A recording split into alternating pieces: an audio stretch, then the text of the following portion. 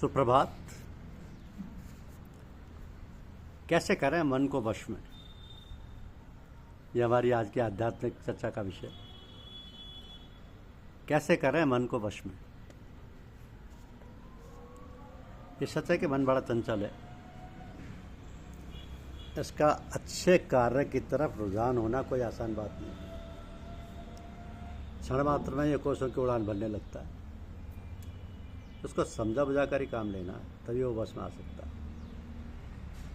एक बार जिसने इसको वश में कर लिया, फिर उसका काम आसान हो जाएगा, चाहे वो सांसारिक कार्य हो अथवा आध्यात्म जगत का। तो पूजा में मन ना लगने का कारण मन के संयमित न होने का लक्षण है। इसलिए अभ्यास द्वारा धीरे धीरे इसको रास्ते पर लाना पड़ता है, और जब आदत पड़ जाती है तब स्वतः ध्यान की अवस्था में वो इधर उधर नहीं भागता। इस प्रकार हमारा कार्य सिद्ध हो जाता है। तो ध्यान या जप आदि के प्रारंभ में कुछ विघ्न आते हैं, क्योंकि मन शुरू में भटकाव में रहता है। धीरे धीरे समय के साथ भटकाव कम होता जाता है और मन शांत हो जाता है। तब जब ध्यान में कोई अड़चन नहीं आती।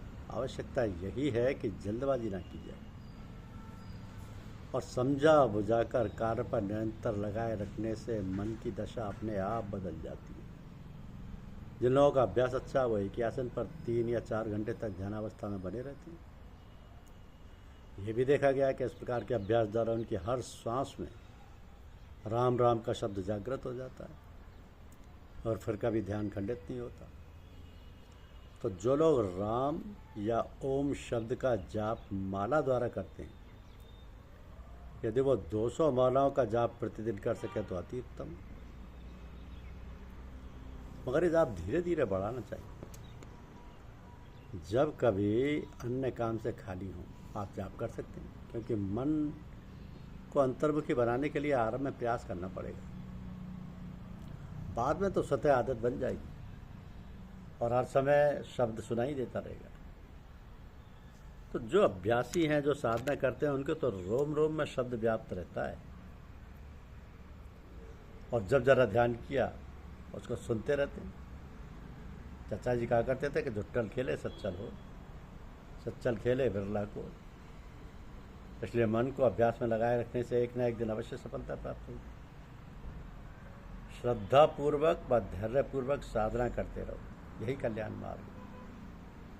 और यही है उस परमपिता परमेश्वर को पाने का सुगम और सरल उपाय। जीवन की सार्थकता यही है कि ऐसे अवसरों पर सम्मिलित होकर आध्यात्म जीवन से लाभ को परिपूर्ण कर लें। क्योंकि विकार और वासना का प्रभाव जब तक हमारे अंतर में है, जब तक वे हमारे हृदय में अड्डा जमाए हुए हैं, तब तक हमारा मन आध्यात्म पथ की ओर अग्रसर नहीं हो सकता, भगवत भजन नहीं कर सकता और शुभ कर्मों की ओर प्रवृत्त नहीं हो सकता। तो अपने हृदय से विकार वासनाओं को हटाकर उनका अंत करने के बाद ही हम भगवान का सामीप्य प्राप्त कर सकते हैं। ये जो षड विकार हैं, जिन्हें हम षड्रूपी भी कहते हैं, हमारे अंतर में जमे बैठे हैं और जब भी इन्हें अवसर मिलता है हमारे ऊपर हमला कर देते हैं, अपना प्रभाव जमा लेते हैं और अपना काम कर बैठते हैं। तो तनिक विचार करें कि इन षड विकारों से कैसे मुक्ति पाई जाए और कैसे मन को भगवान की ओर किया जाए। बात यह है कि हमारी 5 ज्ञानेंद्रियां हैं। इन्हीं ज्ञानेंद्रियों द्वारा हम सभी विषयों को ग्रहण करते हैं। ज्ञानेंद्रियों का संचालन मन द्वारा होता है। किसी ज्ञानेंद्रिय द्वारा विषय को ग्रहण करने पर ही मन में विकार उत्पन्न होता है। परंतु यदि हम विषय के आने पर उसको भगवत स्वरूप माने तो विकार का जन्म नहीं होगा। जैसे आँख से हम यदि किसी सुंदर वस्तु का अवलोकन करें तो विचार करें कि भगवान ने यह वस्तु कितनी सुंदर बनाई और सुंदर वस्तु का सदुपयोग क्या है।